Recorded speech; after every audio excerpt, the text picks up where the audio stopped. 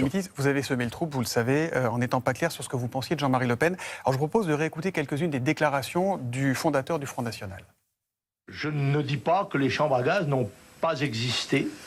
Je n'ai pas pu moi-même en voir, je n'ai pas étudié spécialement la question, mais je crois que c'est un point de détail de l'histoire de la Deuxième Guerre mondiale. Monsieur Durafour et Dumoulin,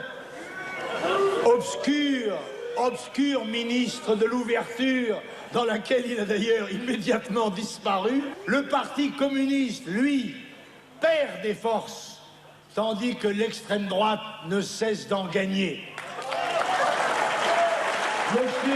Monsieur Durafour, crématoire, merci de cet aveu. On peut ajouter, à propos de Patrick Bruel, M. Bruel aussi, on fera une fournée la prochaine fois. Non, je voudrais savoir si vous avez toujours du mal à répondre à la question sur l'antisémitisme de Jean-Marie Le Pen. J'ai été parfaitement clair sur cette question. Ouais. La rupture politique entre Marine Le Pen et Jean-Marie Le Pen a eu lieu il y a plus d'une décennie, en 2015. Maintenant, si vous croyez que ce matin, sur le service public, payé avec l'argent de ceux qui nous regardent, dans une émission de qualité comme la vôtre, avec les problèmes que connaît le pays, il faut qu'on reparle de propos de Jean-Marie Le Pen qui ont 35 ans. Alors franchement, il s'agit de clarifier votre position d'il y a 2 semaines. Sauf votre respect, Monsieur Soto, tombez bien bas.